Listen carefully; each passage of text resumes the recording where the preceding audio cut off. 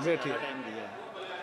और जो समय आवंटित था उससे ज़्यादा सभी राजनीतिक दलों को दिया है।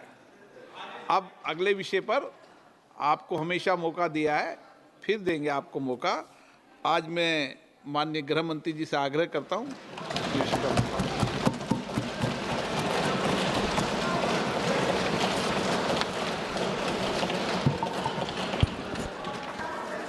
माननीय अध्यक्ष जी, मैं आपके प्रति आभार व्यक्त करना चाहता हूं कि इस महत्वपूर्ण विषय पर आपने मुझे बोलने का मौका दिया। माननीय अध्यक्ष जी, इस विषय पर चर्चा के लिए सत्र की शुरुआत में 2 दिन गतिरोध भी हुआ। इससे एक प्रकार की गैर समझ, गलत धारणा जनता के बीच में पड़ी कि हम लोग ये चर्चा नहीं चाहते। माननीय अध्यक्ष जी, मैं स्पष्ट करना चाहता हूं, संसद ये देश का चर्चा का सबसे बड़ा पंचायत है और हम भाजपा वाले, एनडीए वाले चर्चा से कभी नहीं भागते। कोई भी मुद्दा हो, संसद के नियमों के अनुसार चर्चा के लिए हम तैयार रहते हैं। हमने 2 दिन तक विपक्ष के चर्चा करी कि इसको बाद में किया जाए, 2 सत्र बाद में किया जाए, मगर नहीं माने। हमने हाँ भर दी। मेरा दायित्व है मान्यवर कि हमने क्यों ना बोली थी। ना बोलने के 2 कारण थे। एक कारण था कि चर्चा गहन पुनः निरीक्षण के नाम पर वो मांगते थे, एसआईआर के नाम पर मांगते थे। मान्यवर, मेरा बहुत स्पष्ट मत है कि एसआईआर पर इस सदन पे चर्चा नहीं हो सकती, क्योंकि गहन पुनः निरीक्षण की जिम्मेदारी भारत के चुनाव आयोग की है। भारत का चुनाव आयोग और चुनाव आयुक्त ये सरकार के तहत काम नहीं करते। अगर जब चर्चा होती है और कुछ सवाल खड़े किए जाएंगे तो इसका जवाब कौन देगा? मान्यवर, जब उन्होंने कहा कि हम चुनाव सुधार पर चर्चा करने के लिए तैयार है, हम तुरंत मान गए और आज चुनाव सुधार पर ही चर्चा हुई। मान्यवर, लगभग 63। प्लीज मान्य दादा आप बीमार हो, मैं समझ रहा हूं, मगर बीमार ज्यादा हो तो घर पे रहा करो, यहां सदन का माहौल मत बिगाड़िए। मान्यवर,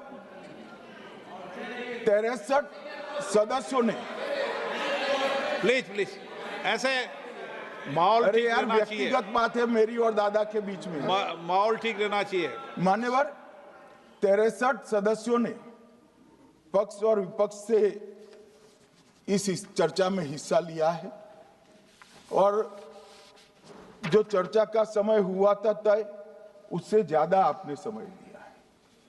इसलिए भी मैं आपका धन्यवाद व्यक्त करना चाहता हूं। मान्यवर, चर्चा तय हुई थी चुनाव सुधारों के लिए, मगर ज्यादातर विपक्ष के सदस्यों ने एसआईआर पर ही चर्चा करी। अब चर्चा इन्होंने जिस तरह से शुरू करी है, जवाब तो मुझे देना पड़ेगा मान्यवर, और मैं मानता हूं उनको सुनना भी चाहिए। मान्यवर, इस एसआईआर पर, गहन पुनर्निरीक्षण पर एक तरफा 4 महीने से झूठ फैलाया और देश की जनता को गुमराह करने का प्रयास किया। और मेरा आग्रह है सदन के पक्ष और विपक्ष के सभी सदस्यों, मैंने एसआईआर की प्रक्रिया का, इससे जुड़े हुए संवैधानिक अनुबंधों का और भूतकाल में जो एसआईआर हुए वो सभी का गहन अभ्यास किया है।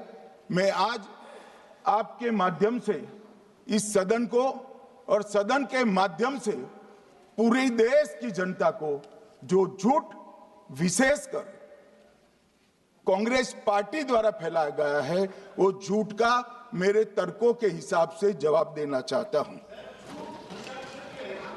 आप बेटे बेटे ज्ञान मत दीजिए। मान्यवर,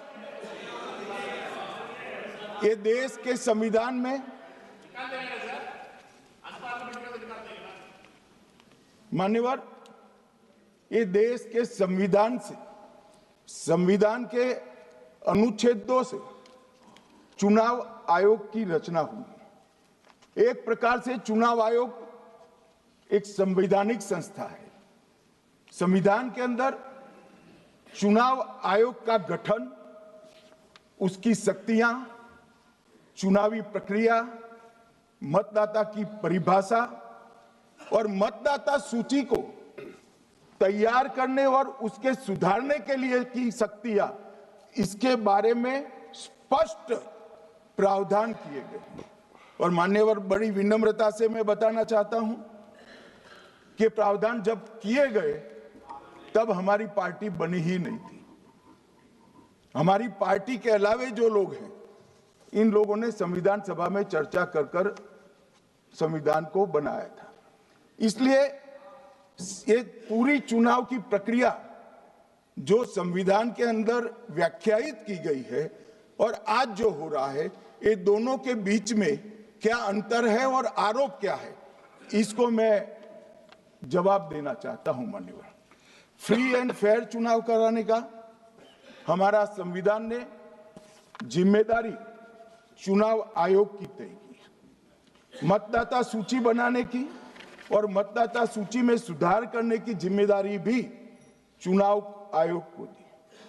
अनुच्छेद संविधान के भाग 15 में अनुच्छेद 324, इसमें चुनाव आयोग का गठन, चुनाव आयुक्त की नियुक्ति, लोकसभा, राज्यसभा, विधानसभा, उपराष्ट्रपति और राष्ट्रपति, ये सभी चुनाव का संपूर्ण नियंत्रण संविधान ने चुनाव आयुक्त को दिया है। और चुनाव आयुक्त एक से ज्यादा हो तो इलेक्शन कमिश्नर को दिया है। अब 325 जो अनुच्छेद है, वो किसी भी पात्र मतदाता को मतदाता सूची से बाहर नहीं रखा जाता, इसका प्रावधान करता है। मगर 326 एक गहन पुनर्निरीक्षण के लिए, एसआईआर के लिए बहुत महत्वपूर्ण है। क्या है 326 मान्यवर? इन्होंने मतदाता की पात्रता, योग्यता और मतदाता होने की शर्तें आर्टिकल 326 में तय की है। और वो शर्तें क्या है? सबसे पहली शर्त है कि मतदाता भारत का नागरिक होना चाहिए, विदेशी नहीं होना चाहिए। ये सबसे पहली शर्त। और ये कह रहे हैं कि चुनाव आयोग क्यों ये कर रहा है? भाई, इसका दायित्व है, इसलिए कर रहे हैं। दूसरी है 18 साल से ज्यादा आयु का व्यक्ति मतदाता बन सकता है। तीसरा, वैधता का निर्धारण मानसिक असमर्थता, अपराध और भ्रष्टाचार में संलिप्तता के लिए जो कानून ने समय समय पर तय किया है, इसके पर। तो ये 3 पात्रताओं के आधार पर भारत के मतदाता होने की बात तय होती है। और ये 3 चीजें किसने देखनी है मान्यवर? चुनाव आयुक्त को देखनी है। चीफ इलेक्शन इलेक्शन कमीशन मतलब चीफ इलेक्शन कमिश्नर और कमिश्नर्स ने देखनी है। और 327 में मतदाता सूची, सीमांकन, चुनाव संचालन और उसके लिए कानून बनाने की सिफारिश संसद को करने की सत्ता चुनाव आयोग को दी है। कल हमारे सदस्य मनीष तिवारी कहते थे गहन पुनर्निरीक्षण का इनको अधिकार ही नहीं है। आर्टिकल 327 पूर्ण अधिकार देता है कि मतदाता सूची इस व्याख्या के आधार पर बनाने का अधिकार चुनाव आयोग को है। मान्यवर, अब एसआईआर पर ही सवाल उठा दिए। मान्यवर, इन्होंने कहा कि एसआईआर आज क्यों हो रहा है। मैं इनको थोड़ा इतिहास बता, और मान्यवर एक नई फैशन हो गई है, इतिहास बताते हैं तो नाराज हो जाते हैं कि आप इतिहास मत बताइए। अरे भला कोई भी प्रक्रिया, कोई भी देश, कोई भी समाज इतिहास को छोड़कर कैसे आगे बढ़ सकता है। इतिहास कोई भी समाज का महत्वपूर्ण अंग है। मान्यवर, हमारे लोकतांत्रिक इतिहास की शुरुआत 1952 से हुई, तो सबसे पहला गहन पुनर्निरीक्षण एसआईआर कब हुआ? 1952 में। एसआईआर की क्या जरूरत है वो कहते हैं, इसलिए मैं कहता हूं। तो उस वक्त प्रधानमंत्री कौन थे? जवाहरलाल नेहरू। किस पार्टी से थे? कांग्रेस पार्टी से। दूसरा कब हुआ? 1957 में। फिर जवाहरलाल नेहरू प्रधानमंत्री थे, कांग्रेस पार्टी से थे। तीसरा हुआ 61 में, उसमें भी जवाहरलाल नेहरू प्रधानमंत्री थे और कांग्रेस पार्टी थे। 65-66 में भी हुआ, एक ही गहन पुनर्निरीक्षण 2 साल में हुआ। उस वक्त भी श्री लाल बहादुर शास्त्री प्रधानमंत्री थे, कांग्रेस पार्टी थे। 83-84 में हुआ, इंदिरा जी थी। 87-89 में हुआ, राजीव गांधी थे। 92-93-95 में हुआ, नरसिम्हा राव थे। 2002 और 3 में हुआ, तब श्री अटल बिहारी वाजपेयी थे। मान्यवर, 2004 में गहन पुनर्निरीक्षण समाप्त हुआ, तब डॉक्टर मनमोहन सिंह जी प्रधानमंत्री थे। तो 2, 3, 4 का एक गहन पुनर्निरीक्षण हुआ, एसआईआर हुआ। उसमें 2 साल एनडीए के प्रधानमंत्री थे, भाजपा के थे, और 1 साल डॉक्टर मनमोहन सिंह। 2004 के बाद सीधा 2025 में गहन पुनर्निरीक्षण हो रहा है, और इस वक्त हम हैं। एक पूरा गहन पुनर्निरीक्षण एसआईआर की प्रक्रिया का आज तक 2004 तक किसी भी दल ने विरोध नहीं किया है। मान्यवर, क्योंकि ये चुनाव को पवित्र रखने की प्रक्रिया है, चुनाव के उद्देश्यों को, लोकतंत्र को स्वस्थ रखने की प्रक्रिया है। अगर लोकतंत्र में चुनाव जिसके आधार पर होते हैं वो मतदाता सूची ही प्रदूषित है, तो चुनाव कैसे साफ और सुथरे हो सकते हैं। माने समय समय पर मतदाता सूची का गहन पुनर्निरीक्षण जरूरी है, इसलिए चुनाव आयोग ने फैसला किया कि 2025 में इसको किया जाएगा। मान्यवर, एक बीच में एक घटना मैं जरूर कहना चाहूंगा। 2010 में एक चुनाव आयुक्त महोदय ने निर्णय किया कि रिटर्निंग ऑफिसर को मतदाता सूची में से नाम काटने का अधिकार नहीं है, और उसके बाद से किसी की मृत्यु हुई तो भी नाम नहीं कटते थे, कोई एक क्षेत्र से दूसरे क्षेत्र में गया तो भी नाम नहीं कटते थे। एक व्यक्ति का ट्रांसफर हो गया तो कोयम्बटूर से वो शिमले चला गया, भारत सरकार का कर्मचारी है, तो उसका नाम कोयम्बटूर में भी रहता था, शिमला में रहता था, क्योंकि 2010 में, मैं बताता हूं किसने, मैं बख्शूंगा नहीं, आप चिंता मत करो, क्योंकि 2010 में एक व्यवस्था हुई कि किसी का नाम नहीं काट सकते, और उस वक्त भी कांग्रेस पार्टी की सरकार थी। तो एक गहन पुनर्निरीक्षण क्या है? मानिए, एक गहन पुनर्निरीक्षण है कि जिनकी मृत्यु हो गई उनके नाम कट जाए, जो 18 साल से बड़े हो गए उनके नाम जोड़ जाए, जो किसी भी प्रकार से 2 जगह मतदाता है उनके नाम कट जाए, और जो विदेशी नागरिक है उनको चुन चुन कर डिलीट किया जाए। ये गहन पुनर्निरीक्षण। और मैं आज इस मंच से, आपके माध्यम से इस सदन को और देश की जनता को कहना चाहता हूं, क्या कोई भी देश का लोकतंत्र सुरक्षित रह सकता है जब देश का प्रधानमंत्री और राज्य का मुख्यमंत्री कौन हो वो घुसपैठ ये तय करेंगे? मान्यवर, नहीं रह सकते। एक मतदाता का एक से ज्यादा जगह पर वोट होना चाहिए मान्यवर, एक से ज्यादा जगह पे वोट होना चाहिए। जो लोगों का मृत्यु हो चुका है मान्यवर, जिन लोगों का मृत्यु हो चुका है उनका वोट मतदाता सूची में होना चाहिए मान्यवर। ये SIR और कुछ नहीं है, मतदाता सूची का शुद्धिकरण है। मैं मानता हूं इससे कुछ दलों के राजनीतिक स्वार्थ आहत होते हैं।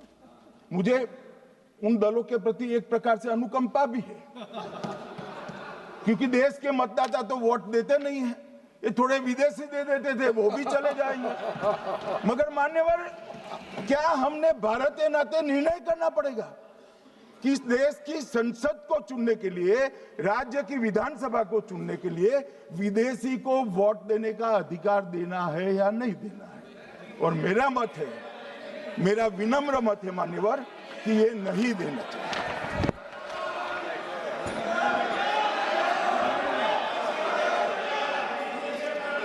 दादा बैठ जाइए प्लीज प्लीज। मान्यवर,